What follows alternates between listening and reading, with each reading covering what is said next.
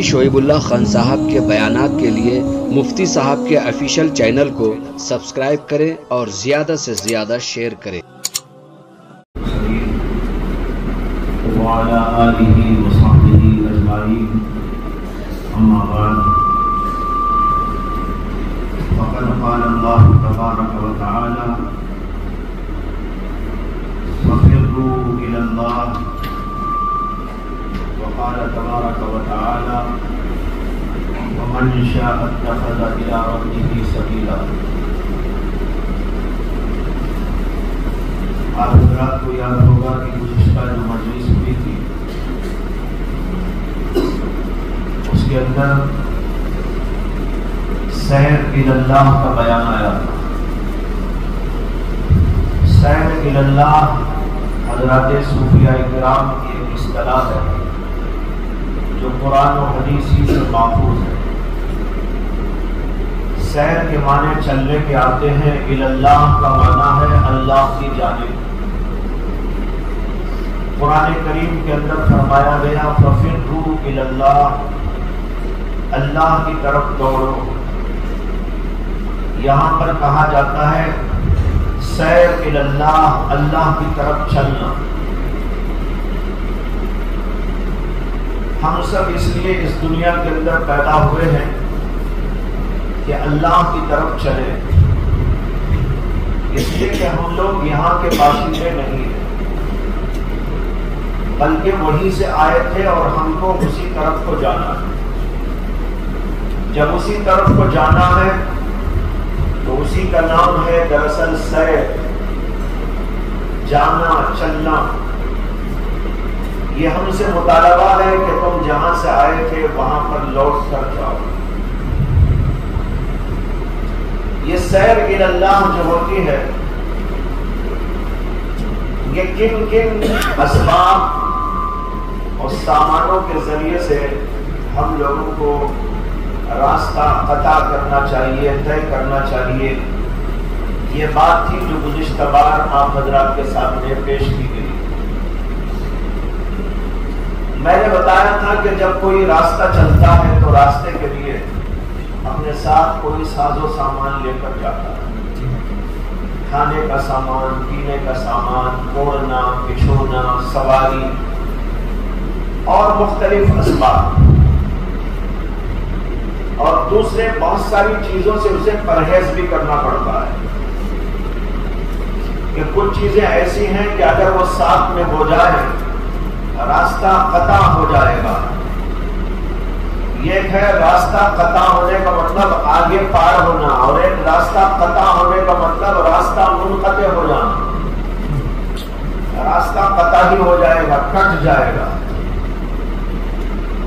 تو میں نے عرض کیا تھا کہ ہم اپنے ساتھ کیا ساز و سامان لے کر جائیں اللہ کے راستے کو قطع کرنے اور طے کرنے کے لیے۔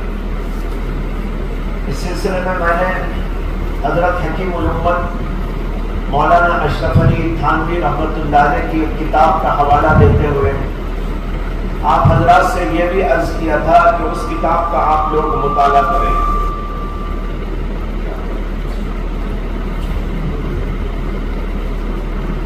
اس کا نام ہے فروع الایمان۔ فروع الایمان کا ترجمہ تو ہے ایمان کی شاخیں۔ ایک حدیث کے اندر نبی اکرم صلی اللہ علیہ وسلم نے فرمایا الایمان بضع و سبعون شعبۃ، ایمان 70 سے اوپر شعبے ہیں۔ حضرت مولانا حکیم الامت تھانوی رحمۃ اللہ علیہ نے اسی حدیث کی شرح میں یہ پورا رسالہ لکھا ہے، اور اس کے اندر ان تمام شعبوں کا مختصر تذکرہ کیا ہے۔ اور اس کے اندر سب سے پہلے تو یہ بتایا ہے کہ ایمان کے شعبے 3 طرح کے ہیں۔ کچھ شعبوں کا تعلق دل سے ہے، کچھ شعبوں کا تعلق زبان سے ہے، اور کچھ شعبوں کا تعلق ہمارے دیگر اعضاء سے ہے، اعمال سے۔ اسی کی مکمل تفصیل اس کتاب کے اندر موجود ہے۔ میں نے گزشتہ بار عرض کیا تھا اسی کے حوالے سے کہ جب اللہ کا راستہ ہم کو طے کرنا ہے تو ہمارے ساتھ بہت ساری چیزیں چاہیے. اللہ کی محبت چاہیے، اللہ کا خوف چاہیے، توکل و اعتماد چاہیے، سب سے پہلے تو ایمان چاہیے، یقین چاہیے، اللہ پر بھروسہ چاہیے، تواضع چاہیے. یہ ساری کے ساری وہ باتیں ہیں جس کو ہمیں اپنے ساتھ میں لے کر چلنا ہے.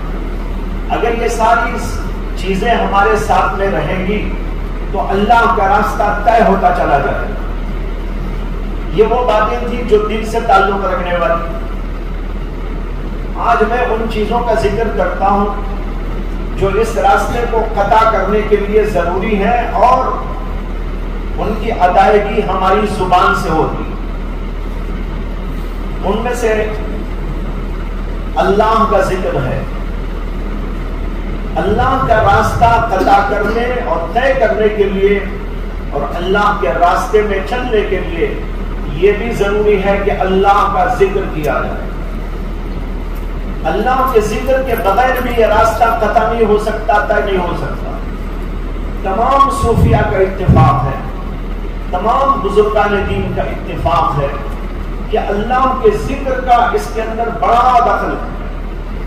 اسی کہ جو آدمی اللہ کو یاد کرتا رہتا ہے، زبان سے یاد کرے یا دل سے یاد کرے، تو وہ آدمی اللہ کے قریب ہوتا ہے.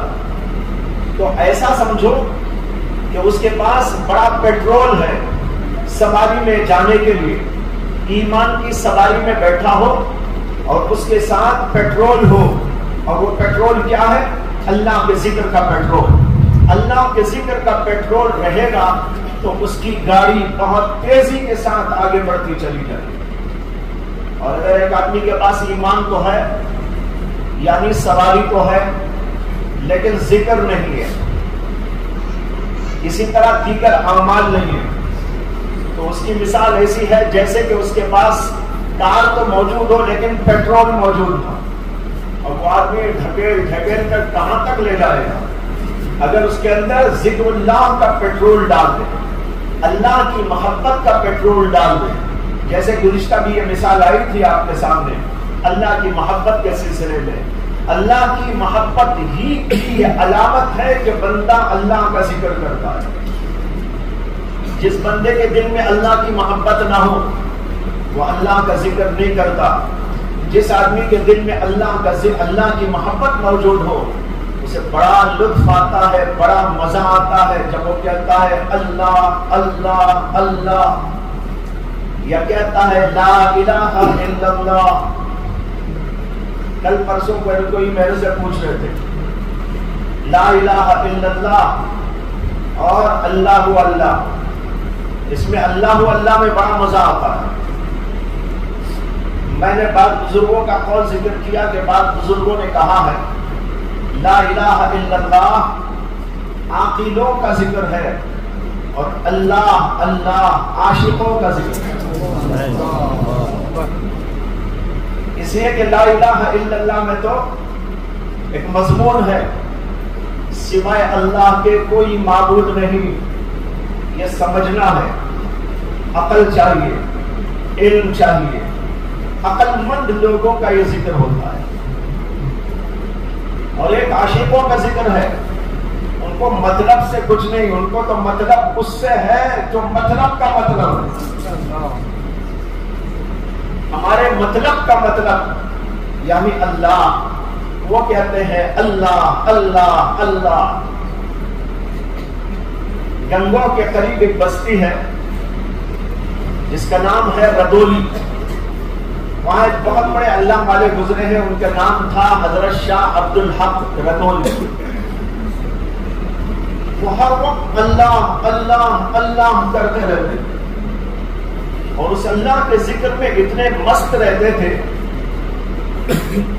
کہ تاریخ ان کے بارے میں بتاتی ہے کہ اپنے گھر سے جامع مسجد 30 سال تک اپنے خادم کے ساتھ جاتے اور آتے رہے.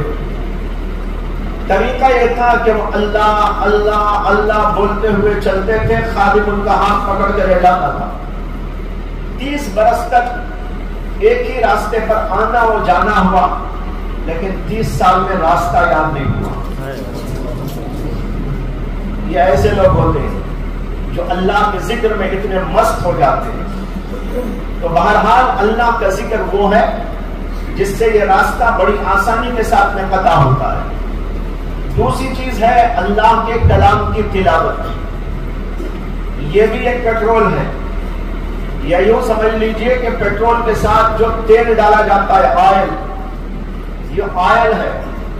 گاڑی کے اندر پیٹرول ہو لیکن آئل نہ ہو تب بھی گاڑی ٹھیک طور پر نہیں چلے گی. اسی طرح یہ بھی چاہیے کہ اللہ کے کلام کی تلاوت ہوتی رہے، تب جا کر یہ راستہ بڑی آسانی سے پار ہوتا رہے گا. اللہ کا کلام بڑا پاکیزہ کلام ہے. اس کلام کے ذریعے سے اللہ کی قربت نصیب ہوتی ہے، دلوں کی صفائی ہوتی ہے، دلوں میں جلا پیدا ہوتا ہے. ایک حدیث میں آتا ہے کہ اللہ کے نبی علیہ السلام نے فرمایا ان هذه القلوب تستوي كما يستوي الحديد اذا اصابه الماء. جس طریقے پر لوہے کو پانی کے لگنے سے زنگ پکڑ لیتا ہے، ہمارے دلوں پر بھی اسی طرح گناہوں کا زنگ چڑھ جاتا ہے. صحابہ کرام نے پوچھا وما جناؤها یا رسول اللہ، اس کی صفائی کیسے ہوگی، زنگ کو کس طرح صاف کیا جا سکتا ہے؟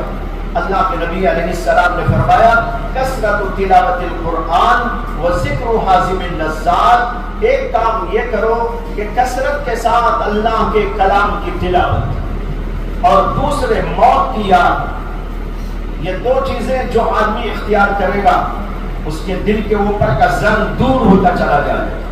بہرحال اللہ کا کلام یہ زبان سے پڑھا جانے والا ہوتا ہے، لہذا اللہ کا ذکر، اس کے بعد اللہ کے کلام کی تلاوت، یہ بھی ہمارے راستے میں ساتھ ساتھ چلتے رہنا چاہیے. بہت سارے لوگ وہ ہیں جو اللہ کا راستہ قطع کرنا چاہتے ہیں، سیر الی اللہ پوری کرنا چاہتے ہیں، لیکن ذکر کا اہتمام نہیں کرتے، تلاوت کا اہتمام نہیں کرتے. جب اس کا اہتمام نہیں ہوگا تو آپ کی گاڑی آخر چلے گی کیسے؟ بھائیوں، سوچنے کی بات ہے کہ جب ہم کو اللہ کا راستہ طے کرنا ہے، یہ طے ہے، اللہ کا راستہ طے کرنا ہے، یہ طے ہے، تو پھر جب طے ہے تو پھر ہم کیوں نہیں آگے بڑھتے؟ ذکر کا اہتمام کیوں نہیں کرتے؟ تلاوت کا اہتمام کیوں نہیں کرتے؟ بعض لوگ بار بار آ کر کہتے ہیں آپ نے ذکر بتایا تھا مجھ سے نہیں ہو رہا، آپ نے تلاوت کے لیے کہا تھا میرے سے نہیں ہو رہا ہے. بھائیوں، اگر نہیں ہوگا تو گاڑی ہماری آگے نہیں بڑھ سکے گی. لہذا آپ کو ہر صورت میں جب آگے بڑھنا ہے تو آپ کو کچھ کرنا پڑے گا. لہذا اللہ کے ذکر کا اہتمام کرو اور دوسرے تلاوت کلام اللہ کا اہتمام کرو. تیسری چیز جس کا تعلق زبان سے ہے وہ ہے علم کا سیکھنا اور سکھانا.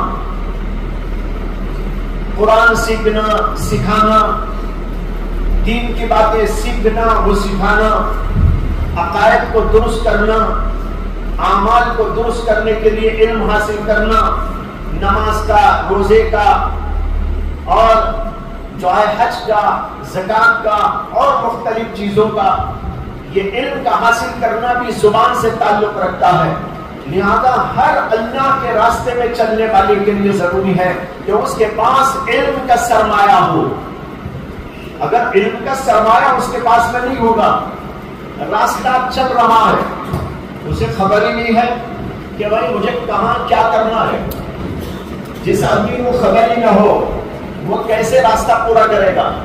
جو آدمی کار لے کر ایک سفر کے لیے نکل چکا ہے لیکن اس کے پاس علم نہیں ہے، راستہ اسے نہیں معلوم، کہاں کیسا جانا نہیں معلوم، کار کیسا چلانا نہیں معلوم، کار کو کچھ ہو گیا تو کیسا ریپیئر کرنا نہیں معلوم، اس کے پاس کسی چیز کا علم نہیں ہے، شوق ہے بہت کہ مجھے تو جانا ہے دلی، اس لیے کار کھڑی ہوئی تھی ابا جی کی، وہ اٹھایا اور نکل پڑا، لیکن جا کر ایکسیڈنٹ ہو گیا.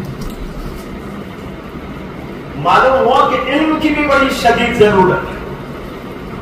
میں یہ جو اشارے دے رہا ہوں یہ اشارے دراصل یہ سمجھانے کے لیے کہ اس راستے میں ان چیزوں کی ضرورت کیوں کر ہے. اس کی معقولیت کی طرف اشارے دے رہا ہوں۔ جس طرح کار میں آپ سفر کرنا چاہتے ہو اور پیٹرول موجود ہو اور اس کے اندر وہ گاڑی بالکل ٹھیک بھی ہو، لیکن آپ کو علم نہ ہو چلانے کا، آپ کو علم نہ ہو راستوں کا، آپ کو علم نہ ہو گاڑی کے سلسلے کی کسی ضروری باتوں کا، آپ گاڑی لے کر جائیں گے، کبھی راستہ قطع نہیں ہو سکتا۔ اس لیے سب سے پہلے ضروری ہے گاڑی چلانا سیکھ لو، راستے معلوم کر لو، اور پھر اس کے بعد میں گاڑی کو ہاتھ لگاؤ۔ اسی طریقے پر اللہ کے راستے کی گاڑی چلانا ہو تو ہمارے پاس علم ہونا چاہیے، معلوم ہونا چاہیے کن کن ذریعوں سے، کن کن طریقوں سے یہ راستہ قطع ہوتا ہے، کس طریقے پر اس کو آگے لے کر ہم جا سکتے ہیں، کہاں کچھ گاڑی ادھر ادھر ہو جائے تو کیا کرنا پڑتا ہے، سجدے سہو کہاں کرنا پڑتا ہے، یہ سب اس کو معلوم ہونا چاہیے۔ سجدے سہو کا بھی آتا نہیں بیان، تو یہاں بھی سجدے سہو ہے، راستہ بھٹک گیا، غلط جگہ پہنچ گیا، سجدے سہو کرنا پڑے گا اسے۔ تو بہرحال یہ بہت ضروری ہے کہ اس کے پاس علم موجود ہو۔ علم کے ساتھ یہ راستہ قطع ہوتا ہے، جہالتوں کے ساتھ کبھی یہ راستہ قطع نہیں ہو سکتا۔ حضرت جنید بغدادی رحمت اللہ علیہ سے کسی نے پوچھا تصوف کیا ہے؟ انہوں نے کہا ہمارا تصوف اس کی بنیاد قرآن و سنت پر ہے، قرآن و سنت کے علم پر ہے۔ معلوم ہوا کہ جہالت کا یہاں کام نہیں ہے، یہاں پر علم کا کام ہے۔ آپ نے سنا ہوگا بعض جاہل صوفیہ کے بارے میں، وہ نہ قرآن پڑھتے ہیں، نہ حدیث پڑھتے ہیں، نہ مسائل جانتے ہیں، نہ نماز اور روزے کے بارے میں کچھ ان کو جانکاری ہوتی ہے، لیکن صوفی بن کر بیٹھ جاتے ہیں۔ اصل میں یہ صوفی نہیں ہوتے، یہ راستہ توڑ دینے والے لوگ ہوتے ہیں۔ جو ان کے راستے پر چلنا چاہتا ہے یا کبھی بھٹک کے ان کے پاس پہنچ جاتا ہے، سمجھو کہ وہ کہیں بھٹک کر کسی اور جگہ پہنچ جاتا ہے۔ اس لیے بھائیوں علم کی بڑی شدید ضرورت۔ جو لوگ اب تک علم حاصل کیے ہوئے نہیں ہیں، میری درخواست ہے ان سے کہ وہ علم دین کی ضروریات کو حاصل کر لیں، بنیادی تعلیم حاصل کر لیں۔ جو علماء ہیں ماشاءاللہ وہ تو ہیں، لیکن عوام سے عرض کرنا ہے کہ جنہوں نے علم دین حاصل نہ کیا ہو، ضروری معلومات ان کے پاس میں نہ ہو، عقائد کے سلسلے میں، مسائل کے سلسلے میں، معاشرت کے سلسلے میں، اور اسی طرح حلال و حرام کے سلسلے میں، اور مختلف ابواب کے سلسلے میں ان کو چاہیے کہ بنیادی علم حاصل کر کر یہ اپنے ساتھ سرمایہ لے کر اللہ کے راستے کو جو ہے طے کرنے کے لیے نکل پڑے۔ اس راستے کو قطع کرنے کے لیے ایک اور بہت اہم چیز ہے جس کا تعلق زبان سے ہے، وہ ہے دعا کرنا۔ دعا کرتے کرتے جاؤ، اللہ سے مدد چاہتے چاہتے جاؤ، اس لیے کہ اللہ کا راستہ اسی وقت طے ہوگا جب اللہ کی مدد شامل حال ہوگی۔ اگر اللہ کی مدد نہ ہوگی، ہو سکتا ہے کہ شیطان راستے میں رکاوٹیں پیدا کر دے، آپ کو غلط راستے پہ ڈال دے، اور آپ سمجھے کہ میں تو بہت صحیح راستے پہ جا رہا ہوں، حقیقت میں غلط راستہ ہو۔ چنانچہ بہت سارے صوفیہ اسی لیے بھٹک گئے کہ ان لوگوں نے اللہ سے تعلق کو چھوڑ کر راستہ قطع کرنا چاہا، شیطان نے ان کو چکما دے دی۔ لہذا اللہ سے دعا، بار بار دعا، قدم قدم پر دعا۔ حدیث میں آتا ہے نبی اکرم صلی اللہ علیہ وسلم کے بارے میں، صبح سے شام تک ہر موقع پر دعا ہی دعا آپ کی زبان میں ہوتی، کھانے پر دعا، پینے پر دعا، اٹھتے ہوئے دعا، سوتے ہوئے دعا، بیت الخلا جاتے ہوئے دعا، بیت الخلا سے نکلتے ہوئے دعا، نمازوں کے اندر دعا، چلتے اور پھرتے ہوئے دعا، ہر موقع پر دعا ہی دعا۔ اللہ کے نبی علیہ السلام نے اس کے اندر سکھا دیا ہے کہ اس طرح یہ راستہ عاجزی سے طے ہوگا، اس لیے کہ دعا کی حقیقت عاجزی ہے، دعا کی حقیقت عز و نیاز ہے۔ جب بندے کے اندر عز و نیاز ہوگا، اللہ سے لو لگاتے ہوئے کہتا جائے گا اے اللہ مجھے راستہ بتا دیجئے، مجھے صحیح جو ہے راستہ قطع کرنے کی توفیق دے دیجئے.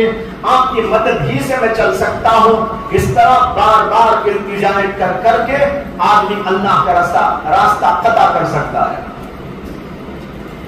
یہ چند باتیں تھی جن کا تعلق ہے زبان سے، اور یہ ہمارے راستے میں کام آنے والی چیزیں. اگر یہ چیزیں ساتھ میں نہ ہو تو راستہ ہمارا قطع نہیں ہو سکتا، جیسے کہ آپ کے سامنے میں نے عرض کر دیا. تیسری وہ باتیں ہیں جن کا تعلق ہمارے دیگر اعضاء سے، جسم سے ہے. یہ بھی بہت سارے اعمال ہیں جو ہمارے راستے کو قطع کرنے اور طے کرنے کے لیے ضروری ہے. ان میں سے سب سے اہم تو یہ ہے کہ پاکی و صفائی کا اہتمام، طہارت. اگر آدمی پاک نہیں ہوگا تو اللہ کے دربار میں جائے گا کیسا؟ یہ اللہ کا دربار ہے. اگر آپ چیف منسٹر سے ملنا چاہتے ہو، اگر آپ پرائم منسٹر سے ملنا چاہتے ہو، اپنے آپ کو پاک و صاف بناتے ہیں، اچھے کپڑے پہنتے ہیں، عطر سے معطر ہوتے ہیں، اور پھر اپنے آپ کو بالکل ٹھیک ٹھاک بنا کر ملنے کے لیے جاتے ہیں. یہ تو دنیا کے بادشاہ یا دنیا کے بڑے وہ لوگ ہیں جو ہم ہی جیسے ہیں، اور ہمیں تو جانا ہے اللہ کے دربار میں جو احکم الحاکمین. اس کے دربار میں جاتے ہوئے اس کے شایان شان تیار ہو کے جاؤ. اس لیے پاکی و صفائی کا بڑا اہتمام. جو بندہ گندا رہتا ہو وہ کبھی بندہ بن نہیں سکتا، گندا ہو نہیں سکتا کبھی بندہ. لہذا اس کو چاہیے کہ بندگی آنا ہے تو اپنے اندر طہارت اور پاکیزگی کا بڑا خیال رکھے، جیسے کہ اسلام اس کی بڑی تعلیم دیتا ہے. اور طہارت جو ہوتی ہے وہ 4 طرح کی ہوتی ہے. ایک طہارت ہماری ظاہری طہارت، جیسے جسم کی طہارت، کپڑوں کی طہارت، چیزوں کی طہارت. یہ کوئی طہارت ہے. کپڑے اچھے ہوں، پاک ہو، جسم بھی پاک ہو، نہانے کا حکم ہے، وضو کرنے کا حکم ہے، مسواک کرنے کا حکم ہے، اور اسی طریقے پر بہت سارے اور احکامات ہماری ظاہری، جسمانی اور کپڑوں وغیرہ کی طہارت کے سلسلے میں ہم کو عطا فرمائے گئے. دوسری طہارت ظاہری اعضاء کو ظاہری گناہوں سے پاک و صاف کرنا. ظاہری اعضاء جیسے آنکھ، زبان، کان، ہاتھ، پیر، یہ اعضاء ظاہرہ. ان اعضاء ظاہرہ کو ظاہری گناہوں سے پاک و صاف کر لینا. آنکھ سے غلط چیز نہ دیکھی جائے، زبان سے کوئی غلط بات نہ کہی جائے، کان سے کوئی غلط بات سنی نہ جائے، ہاتھ اور پیر سے کوئی غلط حرکت نہ کی جائے. یہ ہے ظاہری گناہوں سے اپنے آپ کو بچانا. یہ بھی طہارت، یہ پاکی کا دوسرا درجہ ہے. ایک ہے جسمانی پاکی اور ایک ہے گناہوں کی، ظاہری گناہوں کی پاکی. تیسری طہارت اس سے آگے ہے، وہ ہے دل کی پاکی. دل کے گناہوں سے، دل میں بھی گناہ ہوتے ہیں، ان تمام گناہوں سے اپنے آپ کو پاک کرنا پڑے گا، تب جا کر اللہ کے راستے میں چلنے کے قابل ہوں گے. اگر ہم گندے ہو، ناپاک ہو، نجس ہو، ظاہری گندگی یا باطنی گندگی، اعضاء ظاہر پر گندگی یا دل کے اندر گندگی ہو، اور اس کے ساتھ ہم اللہ کے دربار میں جانے کی کوشش کریں، ہم کو دربار میں جانے کی اجازت نہیں ملے گی. ہم سب یہ مسئلہ جانتے ہیں کہ اگر کوئی آدمی بغیر نہائے، اسے ضرورت تھی نہانے کی، بغیر نہائے مسجد کو جا کر نماز پڑھے یا گھر ہی میں نماز پڑھے، اس کی نماز قابل قبول ہے یا قابل رد؟ قابل رد ہے. اللہ اسے کبھی قبول نہیں کرے گا. یا اس کے جسم کے اوپر کوئی نجاست لگی ہو، پیشاب لگ گیا ہو، पाखना लग गया हो, खून लग गया हो, या कपड़ों के ऊपर कोई नजासत लग गई हो, और उसी कपड़ों के साथ एक आदमी नमाज पढ़ने के लिए खड़ा हो जाए, तमाम दुनिया के उलमा का फतवा है कि उसकी नमाज कतअन काबिल कबूल नहीं बल्कि काबिल रद्द हो। हालांकि जाहिरी नजासत है ना, जाहिरी नजासत के साथ अल्लाह के दरबार में कबूलियत का सवाल नहीं। क्या ख्याल है आपका बातिनी गंदगियों के बारे में? बातिनी गंदगी बढ़ी हुई होती है या जाहिरी गंदगी बढ़ी हुई होती है? हजरत शाह वलीउल्लाह मुहद्दिस दहलवी रहमतुल्लाह अलैह, जो बहुत बड़े इमाम गुजरे हैं, उनके वालिद थे हजरत मौलाना शाह अब्दुल रहीम साहब। बहुत बड़े अल्लाह वाले वो भी थे, बहुत बड़े आलिम भी थे। एक बार जुमा के दिन नहाए धोए, अच्छे कपड़े ज़ेब तन किए, मस्जिद की तरफ जाने के लिए निकले। उनके घर से मस्जिद को जाने का जो रास्ता था, उसके दरमियान में एक छोटा सा पुल आता था। वो पुल पार करके उनको मस्जिद जाना था। वो पुल था एक गंदी नाली के ऊपर, नीचे से गंदी नाली बहती थी और ऊपर पुल था। पुल के ऊपर से जाना था, लेकिन छोटा सा पुल था, इतना छोटा कि उसके ऊपर से एक आदमी उधर से जा सकता था या इधर से आ सकता था। उधर से कोई आ जाए इसके लिए रास्ता नहीं, इधर से कोई चला जाए तो दूसरी तरफ से आने वाले के लिए रास्ता नहीं। तो हजरत शाह अब्दुल रहीम साहब तैयार होकर जुमा के लिए चले। पुल आ गया, पुल के अंदर जो है कदम रखा ही था पुल के ऊपर, उधर से कुत्ता आ गया। कुत्ता इधर आ रहा है, शाह साहब उधर जा रहे, बीच में दोनों अटक गए। इसलिए कि दोनों के लिए रास्ता नहीं, दोनों में से एक को नाली में कूदना जरूरी था, दोनों के लिए आने व जाने का रास्ता नहीं था। तो शाह साहब ने कुत्ते से खिताब किया।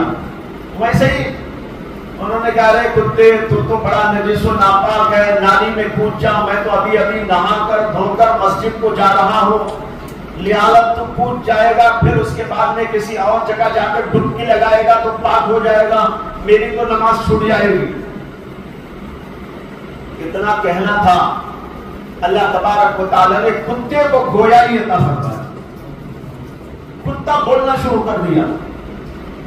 कुत्ता कहने लगा, शाह साहब ये बात आपकी बिल्कुल सही है कि मैं यहां नाली में कूदूंगा, एक और जगह जाकर डुबकी लगाऊंगा, पाक पानी में तो मैं पाक हो जाऊंगा, लेकिन आपके दिल में मेरे एतबार से मेरे तई जो नफरत, जो कदूरत, मेरी जो तहकीर, मेरी जो जिल्लत आ गई है, इसकी वजह से आपका दिल जितना नापाक हुआ है वो तो 7 समंदरों में भी पाक नहीं हो। भाइयों, बड़े अल्लाह वालों को कभी अल्लाह तबारक व तआला मुख्तलिफ और चीजों से रहनुमाई कर देते, ताकि वो किसी छोटी से छोटी बात में भी गलती पर न रहे। अल्लाह की तरफ से उनकी हिदायत का एक सिलसिला रहता है।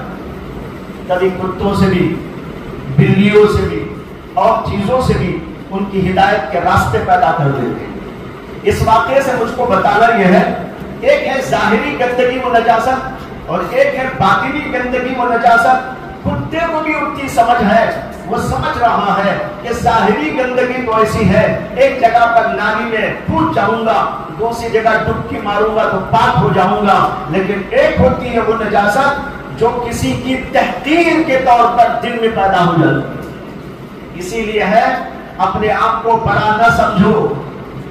जब कुत्ते को भी हकीर समझने की इजाजत नहीं, तो इंसान को हकीर समझना कैसा जायज हो सकता है? और फिर इंसानों में से जो बड़े लोग हो, कोई आलिम हो, कोई हाफिज कुरान हो, कोई बड़ा जो है रहबर हो, उसको अगर कोई जलील समझता हो, उसको अगर हकीर समझता हो, उलमा को हकीर حقیر سمجھتا ہو، حفاظ کو حقیر سمجھتا ہو، آپ اندازہ کریں تو اس کی دل کی گندگی کا کیا حال ہوگا۔ لیکن آج بہت سارے لوگ ہیں جو عام مسلمانوں کو حقیر سمجھتے ہیں، علماء کو حقیر سمجھتے ہیں، حفاظ کو حقیر سمجھتے ہیں، دینی خدام کو حقیر سمجھتے ہیں۔ ان کے دل کی کدورت کا کون اندازہ کر سکتا ہے؟ بہرحال بتانا یہ تھا، ایک ہے ظاہری گندگی، جب اللہ کے دربار میں ظاہری گندگی ہی قابل قبول نہیں بلکہ قابل رد ہے، تو اگر ہمارے دلوں کے اندر یا ہمارے ظاہری اعضاء کے اندر گندگی ہو تو اس گندگی کے ساتھ اللہ کا راستہ کیسے طے ہو سکتا ہے؟ لہذا تکبر کو نکالنا پڑے گا، حسد کو نکالنا پڑے گا، ریاکاری کو نکالنا پڑے گا، حرص و حوث کو نکالنا پڑے گا، دنیا کی محبتوں کو نکالنا پڑے گا، اور عجب و خود پسندی کو نکالنا پڑے گا۔ یہ ساری گندگیاں جو دل میں ہوتی ہیں ان کو بھی نکالنا، اور ظاہری اعضاء میں اگر گندگی ہے، مثال کے طور پر غلط چیز کو دیکھتا ہو، آج کل موبائل فون کا بڑا سلسلہ ہے، اللہ حفاظت فرمائے، نوجوانوں کا حال پتہ نہیں کہاں سے کہاں چلا گیا۔ ہر وقت ان کی آنکھیں گندی، اور جب آنکھوں میں گندگی آتی ہے، آنکھوں سے وہ گندگی آپ کے دل میں پہنچتی ہے۔ ظاہری اعضاء سے جو بھی گناہ ہوتا ہے، زبان سے ہو یا آنکھوں سے ہو یا کانوں سے ہو یا ہاتھ اور پیر سے ہو، اس کا اثر ڈائریکٹ ہمارے دل کے اوپر ہوگا۔ ادھر غلط دیکھا، ادھر جا کر غلط جم گیا، غلط سن لیا، دل کے اوپر اس کا غلط اثر مرتب ہو گیا۔ زبان سے کوئی غلط بات نکالا، دل وہاں خراب ہو چکا۔ اگر یہاں پر ہم نے ہاتھ سے پیر سے کوئی غلط حرکت کی، اس کا اثر فوری طور پر دل پر مرتب ہو جائے۔ لہذا ظاہری اعضاء کو گناہوں سے پاک رکھنا اور دل کو دل کی نجاستوں اور گناہوں سے پاک کرنا، یہ دو درجے ہو گئے۔ تو ایک ظاہری گندگی، اس سے پاکی بھی ضروری، اور ظاہری اعضاء کی ظاہری گناہوں سے پاکی یہ بھی ضروری، اور باطنی اعضاء یعنی دل کو دل کے گناہوں سے پاک کرنا یہ بھی ضروری۔ اس سے آگے ایک مرتبہ ہے، لیکن وہ بہت بڑے لوگوں کا درجہ ہے، وہ بہت بڑے لوگوں کا درجہ ہے، وہ چوتھے نمبر کی پاکی ہے۔ اس پاکی کو کہتے ہیں ما سوى اللہ سے دل کو پاک کر لینا، ما سوى اللہ سے دل کو پاک کر لینا۔ اس دل کے اندر کوئی نہ رہے، صرف اللہ رہے، نہ ماں رہے، نہ باپ رہے، نہ بیٹا رہے، نہ بچے رہے، نہ کچے رہے، نہ اچھے رہے، نہ برے رہے، ساروں کو دل سے نکال دیا اور صرف اللہ کو بسا لینا۔ یہ ہے ما سوى اللہ سے دل کو خالی اور پاک کر لینا، لیکن ایک بہت بڑے لوگوں کا کام ہے۔ میں عرض کر رہا تھا طہارت کی بات، اس راستے میں طہارت بہت ضروری۔ اگر طہارت کے بغیر کوئی آدمی اس راستے کو طے کرنا چاہتا ہے تو اس کو یہ مثال یاد رکھ لینا چاہیے، جیسے آپ کسی چیف منسٹر سے ملنے کے لیے جانا چاہتے ہو اور آپ اپنے کپڑوں کے اوپر یا اپنے جسم کے اوپر یا اپنے سر کے اوپر ذرا سا گوبر لے کر لیپ کر وہاں پر چلے جائیں تو کیا کوئی آپ کو سیکورٹی والا اندر جانے کی اجازت دے سکتا ہے؟ اسی طریقے پر جو آدمی ظاہری یا باطنی گندگی کو لے کر، گناہوں کی گندگی و نجاست کو لے کر اللہ کے دربار میں چلنا چاہتا ہو، اس کو فرشتے وہی روک دیتے ہیں کہ آگے جانے کی اجازت نہیں ہے، پہلے جا کے صفائی کر کے آؤ۔ لہذا سب سے پہلے ہے طہارت۔ دوسری چیز ہے نماز۔ اس راستے میں نماز پڑھنا بھی ضروری، بغیر نماز پڑھے یہاں کام نہیں چلے گا۔ نماز بڑے اہتمام کے ساتھ، اخلاص کے ساتھ، خشوع اور خضوع کے ساتھ، تمام آداب اور تمام سنن اور مستحبات کی رعایت کے ساتھ اس راستے کو قطع کرنے کے لیے ضروری ہے کہ نماز اس طرح پڑھی جائے۔ اگر اس طرح نماز کا اہتمام نہیں ہوگا تو بھائیو یہ راستہ طے ہونے والا نہیں. راستہ طے اسی وقت میں ہوگا. نماز سب سے اہم ترین کام ہے. لہذا نماز کا اہتمام بڑے ہی اہتمام سے ہونا چاہیے, بڑے ہی التزام سے ہونا چاہیے, بڑی پابندی سے ہونا چاہیے. بعض لوگوں کو یہ کہتا سنا کہ ہم کو اور نمازیں کو پڑھنا بہت آسان, لیکن فجر میں سو جاتا. ارے اللہ کے بندے, اللہ کے سالک, تو کیسا اللہ کو چھوڑ کر سو جاتا ہے؟ اللہ کو چھوڑ کر کیسے نیند آ جاتی ہے؟ اللہ کا راستہ قطع کرنا چاہتا ہے لیکن اس کے باوجود تجھے نیند آ رہی. بہت زمانہ پہلے کی بات عرض کر رہا ہوں, جب مدرسہ یہاں نہیں آیا تھا, بیدواڑی میں تھا, تو وہاں فجر سے پہلے ہی میں تفریح کے لیے نکلتا تھا. کوئی طالب علم میرے ساتھ ہوتے تھے تو جو ہے تفریح کے لیے فجر پڑھ کے کچھ ذکر وغیرہ کرنے کے بعد اب یہ 10-15-20 منٹ باقی ہوتے تھے تو جا کر تفریح کر کے آتا. جب ہم لوگ ادھر جاتے تھے تو دیکھتے تھے کہ اسی وقت بہت سارے لوگ ادھر سے ادھر سے بسوں کو پکڑنے کے لیے آئے. کوئی جو ہے کسی کمپنی کی بس ہے, کوئی اور کسی کمپنی کی بس ہے, وہ اپنے امپلائیز کو لے کر جانے والی بسیں ہوتی ہیں, اور فجر سے پہلے ہی توشے باندھ کر پوری تیاری کے ساتھ نہا دھو کر وہ وہاں گھروں سے نکل کر وہاں تک آ کر بسوں کے لیے کھڑے رہتے ہیں, اور جب بس آتی ہے تو ان کو لے کر چلی جاتی ہے. یہ دیکھ کر میں اپنے طالب علموں کو کہا کرتا تھا ان سے ہم کو فائدہ اٹھانے کی ضرورت ہے. جب یہ لوگ دنیا کے واسطے فجر سے پہلے اٹھ سکتے ہیں تو کیا ہم اللہ کے واسطے نہیں اٹھ سکتے؟ وہ تو دنیا کے لیے اٹھ رہا ہے, کمائی کے لیے اٹھ رہا ہے, اپنی فیکٹری کو جانے کے لیے اٹھ رہا ہے, اپنی آفس کو جانے کے لیے اٹھ رہا ہے. فجر سے پہلے پتہ نہیں کب اٹھا ہوگا, 1 گھنٹہ پہلے نہایا ہوگا, دھویا ہوگا, اس کی بیوی اٹھی ہوگی یا اس کی ماں اٹھی ہوگی, ناشتہ تیار کیا ہوگا, اس کو کھلایا ہوگا, اس کا توشہ باندھا ہوگا, وہ لے کر وہاں سے آیا اور کہیں آ کر بس کو کیچ کر رہا ہے. آپ اندازہ کرو دنیا کے لیے ایک انسان اتنا کر سکتا ہے تو کیا ہم لوگ اللہ کے لیے نہیں کر سکتے؟ مولانا روم نے اسی کو کہا, عشق مولا کہ کم بوت از عشق لیلا. عشق لیلا سے کیا اللہ کی محبت کم ہے؟ مولا کا عشق زیادہ ہے یا لیلا کا عشق زیادہ ہے؟ یہ لیلا والے جن کا بھی ذکر میں نے کیا یہ دنیا کے لیلا ہے. کوئی کمپنی کو جا رہا ہے, کوئی کسی اور جگہ جا رہا ہے, وہ ان کی لیلاؤں کے پاس جا رہے ہیں, لیکن بھائی ہم اپنے مولا کو بھول کر سو رہے, فجر میں آنکھ نہیں اٹھتی. بعض لوگ یہ بھی شکایت کرتے ہیں جب ان سے کہا جاتا ہے کہ الارم رکھ کر سو جاؤ, وہ کہتے ہیں الارم رکھتا ہوں اور میں خود آف کر کے سو جاتا ہوں. معلوم ہوتا ہے کہ ابھی سالک نہیں بنا. اگر سالک بن جاتا, سائر بن جاتا, سیر اللہ کرنے والا, سالک کے معنی بھی وہی ہیں, سالک کے معنی بھی چلنے والا, جو معنی سائر کے ہیں وہی معنی سالک کے ہیں, اللہ کا راستہ قطع کرنے والا, طے کرنے والا. معلوم ہوا کہ ابھی تک سالک نہیں بنا. اگر سالک بن جاتا تو نماز کے چھوٹ جانے کا کوئی سوال نہیں پیدا.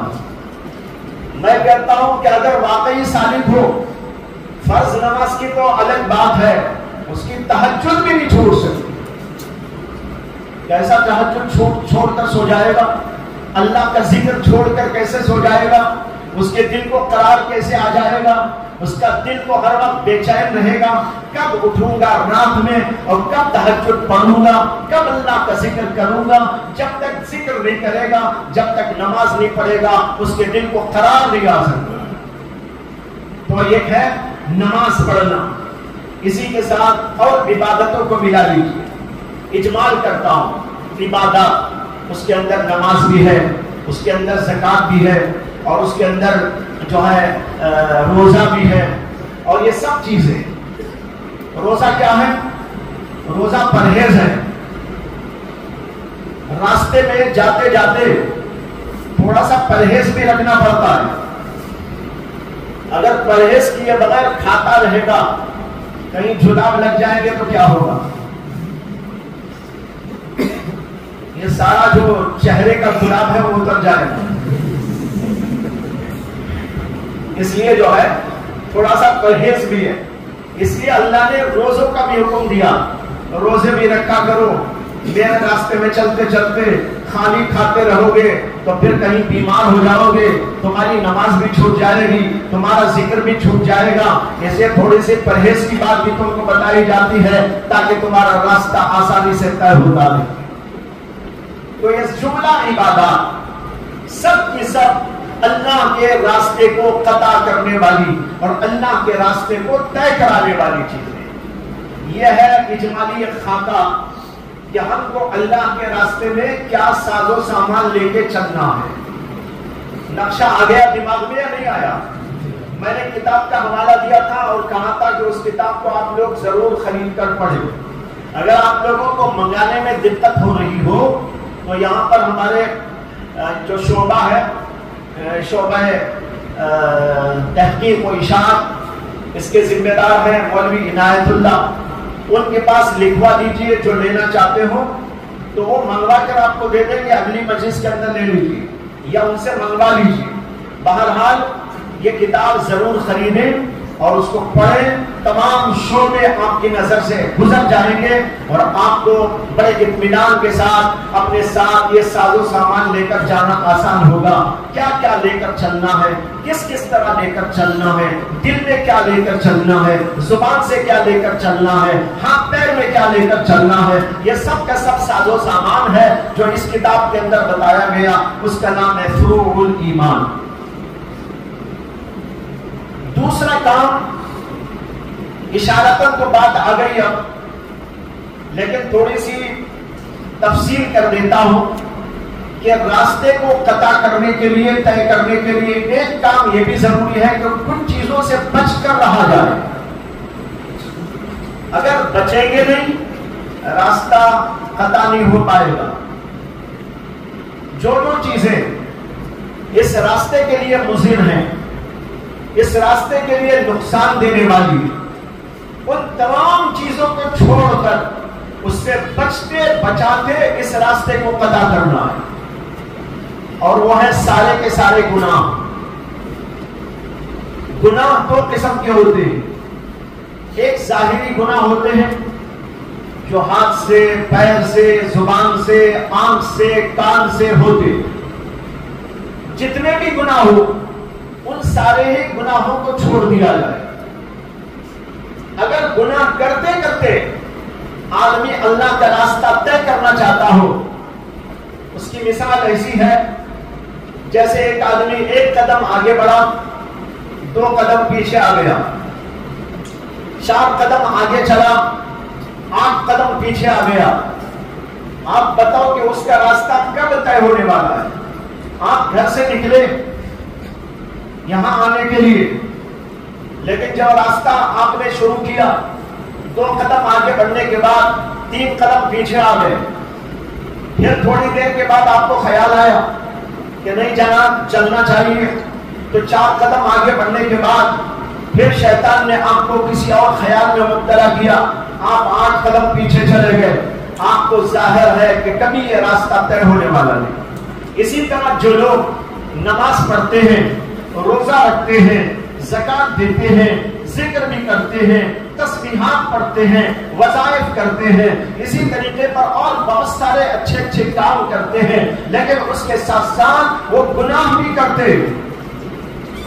کبھی زبان کا گناہ, کبھی آنکھوں کا گناہ, اور کبھی کانوں کا گناہ, اور کبھی ہاتھ اور پیر کا گناہ, اور کبھی دل کا گناہ, حسد میں مبتلا, تکبر میں مبتلا, اور ریاکاری میں مبتلا, اور عجب و خود پسندی میں مبتلا, یا اور کسی قسم کا گناہ کرتے ہیں. ان کی مثال ایسی ہی ہے کہ 1 قدم 2 قدم آگے بڑھتے ہیں, 2-4 قدم پیچھے آ جاتے ہیں. اس لیے جہاں رہتے ہیں وہی لیتے ہیں, ان کا راستہ قطع ہی نہیں ہوگا. جیسے کہ بنی اسرائیل کے ساتھ واقعہ ہوا تھا. بنی اسرائیل نے خدا کی نافرمانی، اللہ تعالیٰ نے ان کو وادی التیہ کے اندر لٹکا کے چھوڑ دیا، اٹکا کے چھوڑ دیا. صبح میں نکلتے تھے کہ آج ہم فلاں شہر کو جائیں گے.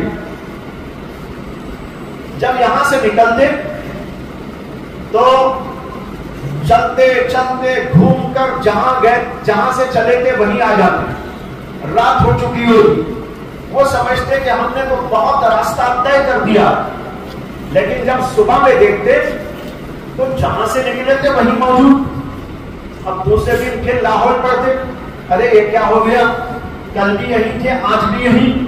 پھر اس کے بعد ارادہ کر کے چلتے، آج تو ہم کو ضرور فلاں شہر کو جانا ہے. اب چلتے چلتے چلتے راستہ بھٹک کر جہاں گئے تھے پھر وہیں، جہاں سے نکلے تھے وہیں آ جاتے. اس طرح 40 سال تک وادی التیہ میں بھٹکتے رہے. جو لوگ راستہ طے کرنے کے لیے نماز پڑھتے ہیں، روزہ رکھتے ہیں، ایسا سمجھو قدم بڑھا رہے ہیں، ذکر کر رہے ہیں، قدم بڑھا رہے ہیں، تلاوت کر رہے ہیں، قدم ان کا بڑھتا جا رہا ہے، لیکن بڑھتے ہوئے ساتھ ساتھ گناہ کر رہے ہیں تو پیچھے بھی آ رہے ہیں. اس لیے چلتے چلتے پھر لوٹ کر واپس اسی جگہ آ جاتے ہیں. ان لوگوں کے لیے بھی اللہ اس راستے کو وادی التیہ بنا دیتا ہے جو گناہ کرتے رہتے ہیں. بعض لوگ 40 سال محنت کرتے ہیں، راستہ پتہ نہیں کرتے، جہاں تھے وہیں 20 سال سے لگے ہوئے ہیں، لیکن راستہ پورا نہیں ہو رہا ہے. وہ انوارات کی بارش نہیں ہو رہی ہے، دل کے اوپر کا غبار ختم نہیں ہو رہا ہے. ختم کیسے ہوگا جبکہ وہ بار بار گناہ کر رہا ہے. ادھر نماز پڑھ رہا ہے اور ادھر گناہ کر رہا ہے، ادھر نیکی کر رہا ہے، ادھر آنکھ غلط اٹھا رہا ہے، ادھر کچھ اچھائی کر رہا ہے، کانوں کو غلط استعمال کر رہا ہے، ہاتھ پیر کو غلط استعمال کر رہا ہے، گرد و غبار چلتا رہتا ہے. تو آخر وہ اللہ کی طرف سے دیا ہوا آئینہ جس کا نام ہے قلب، اس کا غبار اترے گا نہیں تو اس میں معرفت کا نور چمکے گا کیسا. لہذا بھائیوں، جو لوگ اس راستے کو قطع کرنے میں بہت سنجیدہ ہیں، ان کو اپنی سنجیدگی کا مظاہرہ کرنا چاہیے. سنجیدہ بن جاؤ، جیسے آپ دنیا کے کمانے میں سنجیدہ ہو جاتے ہیں. اور علماء سے کہتا ہوں جیسے کہ آپ دنیاوی علوم، یہ جو ہے مذہبی علوم کو حاصل کرنے میں اور کتابی علوم کو حاصل کرنے میں سنجیدگی پیدا کر لیتے ہیں اور عالم بن جاتے ہیں، فاضل بن جاتے ہیں اور مختلف علوم و فنون میں مہارت پیدا کر لیتے ہیں. یہ مہارت آپ کو اسی لیے تو ہوئی کہ اس میں آپ نے سنجیدگی کا معاملہ کیا. آپ کھیلے نہیں تھے، آپ نے سنجیدہ بن کر اس علم کو حاصل کرنے میں کامیابی حاصل کی. آپ نے سوچ لیا تھا مجھے عالم بننا ہے، اس راستے کو قطع کرنا ہے، مجھے حدیث پڑھنا ہے، مجھے تفسیر پڑھنا ہے، مجھے فلاں اور فلاں علوم حاصل کرنا ہے. طلبا سے بھی کہتا ہوں آپ نے سنجیدگی کا مظاہرہ کرتے ہوئے جیسے مدرسے میں داخلہ لے کر روزانہ سبق پڑھتے ہیں اور روزانہ سبق سناتے ہیں، روزانہ آگے بڑھتے ہیں اور آپ کا یہ علم آپ کو آگے لے کر جاتا ہے اور یہاں تک کہ ایک دن ایسا آتا ہے کہ آپ کو عالم اور فاضل کا لقب دیا جاتا ہے، اس لیے کہ آپ سنجیدہ بن کر علم حاصل کرتے ہیں. اسی طرح اگر اللہ کا راستہ قطع کرنا ہو، سیر الی اللہ کو مکمل طور پر طے کرنا ہو، سنجیدگی کا مظاہرہ کرو. کھیلو مت اپنی زندگیوں سے، کھیلو مت اللہ تبارک و تعالیٰ کے اصول سے. یہ اللہ تعالیٰ کے اصول ہیں. قطع کرنا ہو یہ سامان ضرور چاہیے، قطع کرنا ہو ان چیزوں سے بچنا ضرور چاہیے. جب اس طریقے پر آپ قطع کریں گے ضرور بے ضرور طے ہوگا. اسے کہ اللہ کا وعدہ ہے والذین جاہدوا فینا لنہدینہم سبلنا. جو ہمارے راستے میں محنت کرتا ہے، سنجیدہ محنت، ہم اس کے لیے ضرور راہیں کشادہ کر دیتے ہیں. یہ اللہ کا وعدہ ہے اور اللہ کا وعدہ کبھی جھوٹا نہیں ہو سکتا. اللہ کے وعدے میں کبھی تخلف نہیں ہو سکتا. اگر تخلف دیکھا جا رہا ہے تو اس کا مطلب ہے ہم میں کوئی کمی ہے، ہمارے اندر کوئی کھوٹ ہے، کہیں نیتوں کا کھوٹ، کہیں عمل کا کھوٹ، کہیں برائیاں داخل، کہیں نیکیاں کرتے ہوئے بھی پیچھے ہٹنے کا مزاج، کچھ نہ کچھ بہرحال موجود ہے جس کی وجہ سے ہم پیچھے ہٹتے جا رہے ہیں۔ اس لیے بھائیوں، یہ اللہ کا راستہ اس طرح طے ہوتا ہے جب آدمی ان تمام لوازمات سے لیس ہو کر اس طرح راستے کو قطع کر کے جائے گا، جن جن چیزوں سے بچنا ہے ان تمام چیزوں سے بچتے ہوئے چلے گا، ایک دن آئے گا اللہ کی منزل طے ہو کر اللہ کے دروازے پہ کھڑا ہوا ہوگا۔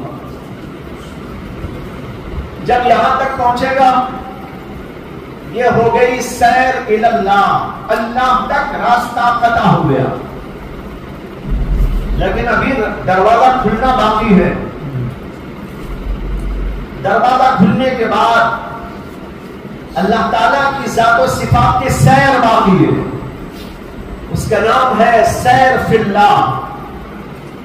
سیر الی اللہ مکمل ہونے کے بعد سیر فی اللہ شروع ہوتی ہے۔ جس کی سیر الی اللہ پوری نہ ہوئی، اس کی سیر فی اللہ شروع ہو جائے، یہ قطعاً ناممکن ہے، ہو ہی نہیں سکتا۔ یہ تو ایسا ہے جیسے مثال کے طور پر ایک آدمی تاج محل کو جانا چاہتا ہو تو تاج محل تک تو جانا پڑے گا اسے پہلے۔ جب تک تاج محل تک نہیں جائے گا، تاج محل میں نہیں جائے گا۔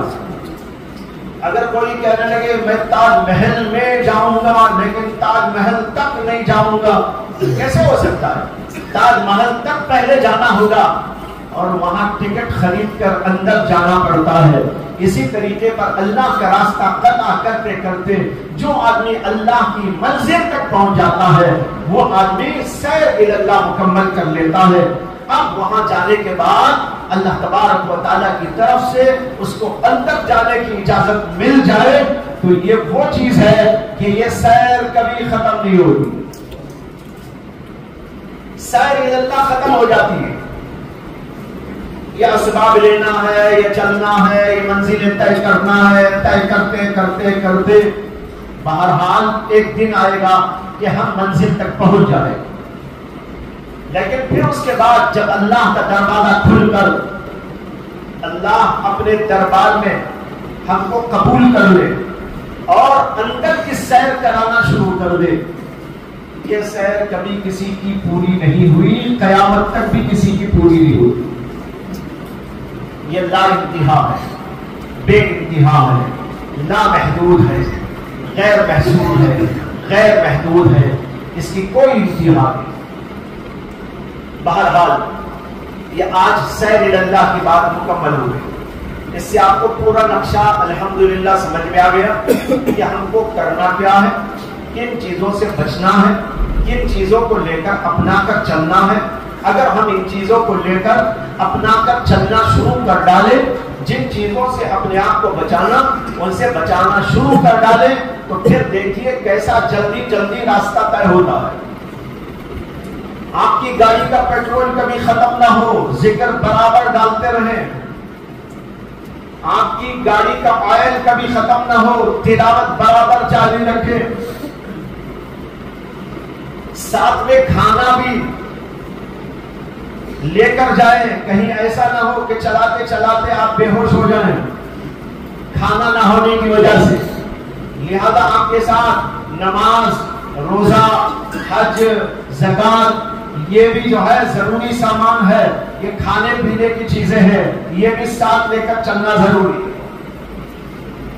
اور اس کے ساتھ تھوڑی سی دوا دارو بھی رکھنا چاہیے، کہیں پیٹ میں درد آ جائے، کہیں سر میں درد آ جائے تو اس کے لیے بھی کچھ چیزیں ہوتی ہیں، وہ بھی اپنے ساتھ رکھ کر لے کر جانا۔ وہ کیا چیزیں ہیں؟ وہ مثال کے طور پر ایسی چیزیں جو جیسے کہتے ہیں نا استغفر اللہ، یہ استغفر اللہ کیا ہے؟ دوا ہے۔ ذرا سا کچھ ہو گئی کہ طبیعت خراب ہو گئی تو اس کا علاج کرنے کے لیے اللہ نے کیا دیا؟ ایک دوا دی ہے، اس کا نام ہے توبہ، اس کا نام ہے استغفار۔ کہیں چلتے چلتے ادھر دیکھا ادھر دیکھتے ہی گاڑی وہ ہونے لگی, نہیں دیکھنے کی چیز کو دیکھنے لگا, گاڑی ڈاماڈول ہونے لگی, آپ فوراً دوا کھا لیجئے, دماغ درست ہو جائے گا. توبہ کا ایک گھونٹ پی لیجئے گا, توبہ کا اور استغفار کا جو ہے سیرت تھوڑا تھوڑا پینا شروع کر دیجئے. استغفر اللہ لا حول ولا قوت الا باللہ, یہ سب جو ہے نا دوائیاں ہیں, یہ بھی اپنے ساتھ میں لے کر چلتے رہنا ہے. جب اس طریقے پر آپ چلیں گے تو انشاءاللہ ضرور یہ راستہ طے ہوگا. اللہ سے امید ہے کہ اللہ ہم سب کو قبول فرمائے گا. دعا کرتا ہوں کہ اللہ تعالیٰ اس بیان کو قبول فرمائے, ہم کو اس پر عمل کی توفیق عطا فرمائے, ہم سب کے دلوں کے اندر اس کو اتارے اور عمل کرنے کے لیے اللہ ہم کو ہمت اور توفیق اور جذبہ عطا فرمائے. وآخر دعوانا ان الحمد للہ رب العالمین.